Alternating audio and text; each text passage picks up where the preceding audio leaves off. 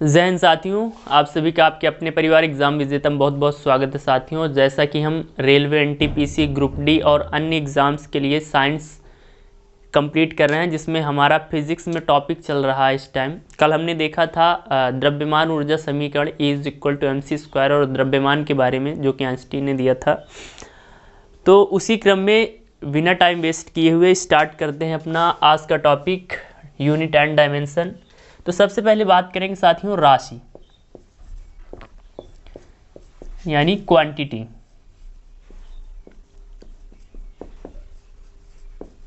तो क्या है राशि? कोई भी वस्तु, कोई भी चीज जिसे आप संख्या में निरूपित कर सकें, जैसे कि जनसंख्या, जैसे भारत का क्षेत्रफल, किसी की आयु, यानी जिसको भी हम संख्या में डिनोट कर सकें, जैसे कि 12 महीने, 1 घंटा, 4 किलोमीटर, 1 मीटर, ये सब क्या है? राशि। जिसे संख्या में लिखा जा सके,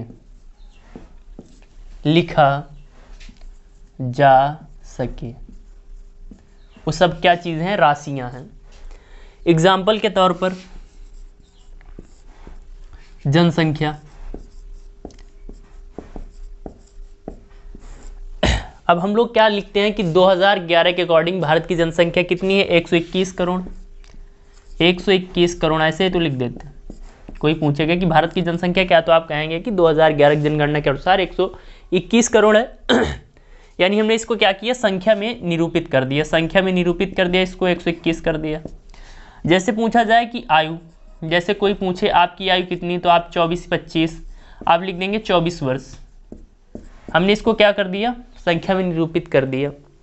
जैसे आप बाजार गए, आलू लिए 1 किलो, 1 केजी। जैसे कोई क्लास लगी है, आपने लिख दिया 40 बच्चे हैं भाई क्लास में, तो 40 बच्चे, ये 40 क्या आ गई? संख्या आ गई। तो हर वह वस्तु या हर चीज़ जिसे आप संख्या में निरूपित कर सके क्या कहलाता है? राशियाँ कहलाती हैं। अब एक चीज़ आती है साथियों भौतिक राशियाँ। भौतिक राशियाँ क्या होंगी? Physical quantity. तो सिंपल सी बात है, जो भौतिकी के नियमों का पालन करे, जो भौतिकी के बनाए गए रूल नियम के अकॉर्डिंग चले, जिन पर भौतिकी के नियम लगाए जा सकें, वो सब क्या है? भौतिक राशियाँ हैं। तो यहाँ पर लिख देते हैं भौतिक राशियाँ।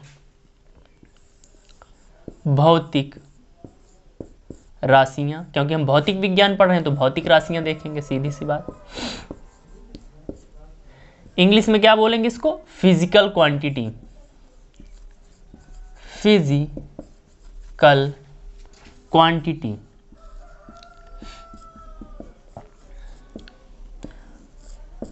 तो भौतिक राशियां क्या लिखेंगे कि वे राशियां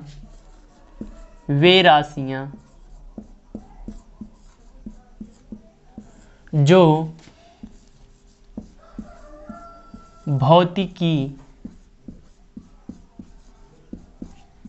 के नियमों, यानी जो भौतिक विज्ञान के साइंस हैं, जो साइंटिस्टों ने थ्योरी दी हैं, उनके अकॉर्डिंग चले, वो क्या है? भौतिक राशियां हैं। भौतिकी के नियमों का पालन करें,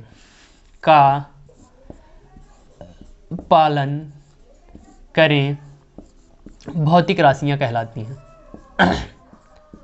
भौतिक राशियां कहलाती हैं। तो हमने पर क्या देखा यहाँ पर? सबसे पहले राशि यानी क्वांटिटी के बारे में चर्चा की कि जो संख्या में निरूपित कर सके।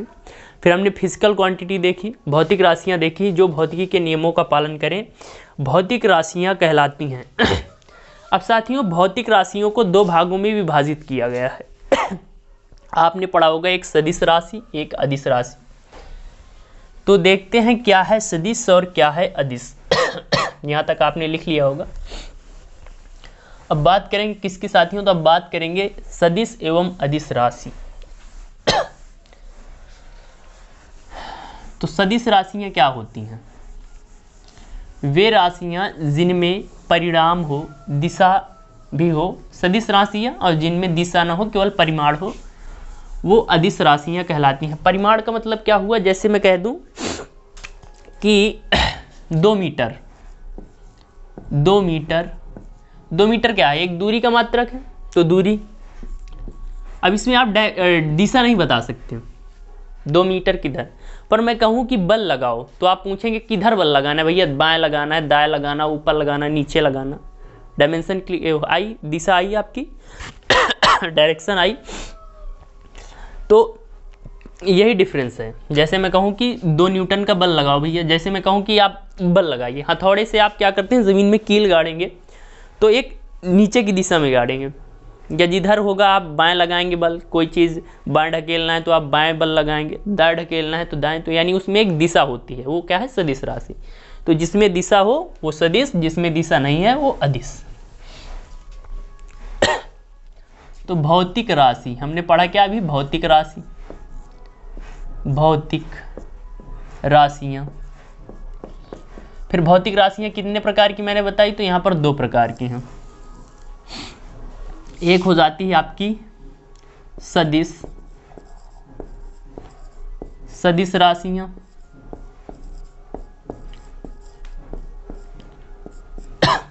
और एक आ जाती हैं अपनी अदिश राशियाँ, अदिश राशियाँ। इसमें साफ साफ है आदिश यानी बिना दिशा के, सादिश यानी दिशा के साथ। तो क्या इसमें लिखेंगे, इनमें परिणाम तो होता है, इनमें परिणाम, परिणाम के साथ साथ, परिणाम के साथ साथ दिशा भी होती है, दिशा भी होती है। इसमें क्या लिखेंगे, इसमें लिखेंगे सिर्फ परिणाम होता है, दिशा नहीं।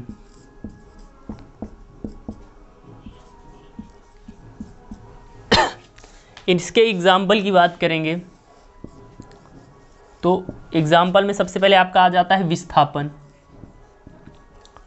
विस्थापन, विस्थापन क्या होता है, 2 निश्चित बिंदुओं के बीच की दूरी, जैसे ये बिंदु है, ये बिंदु है, तो इनके बीच की दूरी, ये क्या है, विस्थापन होगा।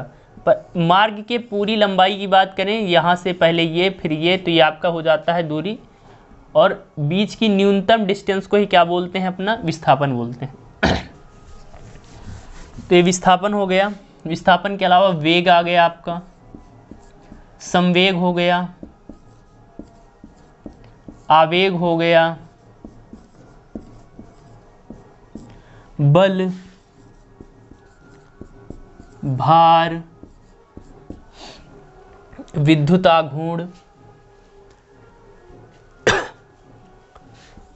त्वरण, विद्युताघूर्ण, ये सब क्या है साथियों, तो ये सब आपकी सदिश राशियां हैं। विस्थापन हो गया आपका, वेग हो गया, संवेग हो गया, आवेग, त्वरण, मंदन, मंदन भी आता है, मंदन। तो ये सब क्या चीज़ें हैं, सदिश राशियां होती हैं। इसके अलावा अदिश राशियों की एग्जाम्पल की बात करेंगे तो जैसे समय, समय 1 घंटा 4 मिनट 12 सेकेंड, तो ये क्या है, इसमें कोई दिशा बताने की तो ज़रूरत है नहीं, केवल परिणाम है। आपके पास 1 घंटा, पर दिशा की कोई ज़रूरत ही नहीं। आपका दूरी हो गया 10 किलोमीटर, 12 किलोमीटर, 1 किलोमीटर। इसके अलावा समय हो गया, दूरी हो गया, तापमान हो गया, आपका विद्युत धारा हो गई, विद्युत धारा हो गई,